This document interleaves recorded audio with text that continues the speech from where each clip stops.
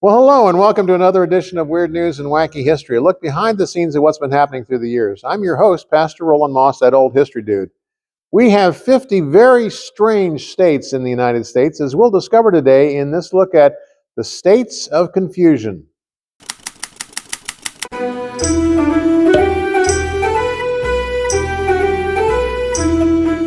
With only 733,391 people inhabiting 663,267 square miles, one wouldn't think that Alaska needed many laws. And one would be wrong. Consider the following. Alaska forbids waking sleeping bears to take selfies. Common sense would rule against it as well, one would think. No jail time is mandated or apparently needed. Nome absolutely bans discharging air guns, bows and arrows, and slingshots anywhere in city limits. In Haines, you need a permit to carry a concealed slingshot. It's illegal to take your pet flamingo into a barber shop in Juneau, even for a trim. Anchorage forbids tying your pet dog to the roof of your car. Meanwhile, back in Juneau, grooming your pet pooch is banned.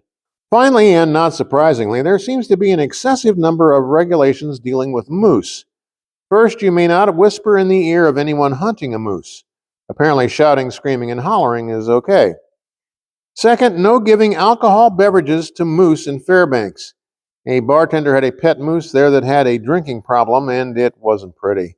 And finally, it's illegal to look at a moose from an aircraft or to push a live moose out of a plane. Moose deserve their privacy, and they don't fly very well. Alaska isn't the only state with strange laws. Getting a stipulation onto the books is tough. So once a proposal becomes the law of the land, it's virtually impossible to get rid of it, no matter how weird, obsolete, or nonsensical it has become over the years. But some legislation simply must have a mighty strange backstory. Just try to imagine the background of these laws. Any place selling liquor in Florida can be slapped with a $1,000 fine for hosting dwarf tossing contests. And it's also illegal to serve alcohol during hurricanes.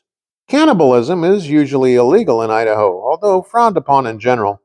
Defined as the non-consensual eating of someone, it is allowable, quote, under life-threatening conditions as the only apparent means of survival, unquote. Rabbit hunting from motorboats is off limits in Kansas. I guess using other boats is fine. Kentucky officials and lawyers must solemnly swear that they've never fought a duel. It's unlawful to drive animals onto the tracks with intent to damage trains in Montana. No kidding. It can land you a $50,000 fine and up to 5 years prison time.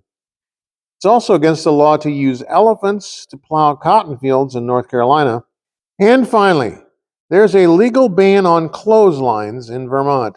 Seriously, don't try it. Remember, it's the law. In fact, there's something a bit odd about each one of the states. Every one of the 50 states is unique. 4, Pennsylvania, Virginia, Kentucky, and Massachusetts, are commonwealths instead of states, an English term for being formed for the public good. One state, Louisiana, has parishes instead of counties, a souvenir of its French origin. Alaska has 20 boroughs, some enormous, while 2 states, Rhode Island and Connecticut, have no counties, parishes, or boroughs at all. All different, and proudly so. Further differentiating them are distinctive state flora, fauna, products, foods, and other items peculiar to that particular state or commonwealth. But now New Mexico has boldly blazed new territory, being the first to introduce a state question. In 1996, the New Mexico State Legislature passed the House Joint Memorial establishing an official state question. And that is, red or green? If you need to ask what that means, you're definitely not a New Mexican. This southwestern American state produces chili peppers as its number one cash crop, producing some 70,000 tons annually over the past decade. Red or green is your waiter or waitress asking you what you want in your entree. Which leads directly to the state aroma. Need you ask? It's green chilies roasting on a brisk day in autumn. Oh, those zesty folks in the land of enchantment. And we can't forget the states that almost made it into the U.S. America could have had 74 states. Nearly half again as many states didn't make it as actually became part of the U.S. And there have been all kinds of statehood schemes. Some were tries at annexing other countries and territories, mostly after World War II. What worked in Hawaii and Alaska failed in Cuba, Greenland, Guyana, Iceland, Panama, the Philippines, Puerto Rico, Saipan, Taiwan, and even Sicily. Then there were attempts to chop bigger states in half and make them into 2. These included the nearly but not quite states of Lower California, not to be confused with the also attempted South California in 1859, New Connecticut, North Slope, an attempted subdivision of Alaska back in 1992, South Florida, South Jersey, South Texas, West Florida, and West Kansas. 84% of Kansans favored this, also in 92, but it was blocked by eastern Kansas.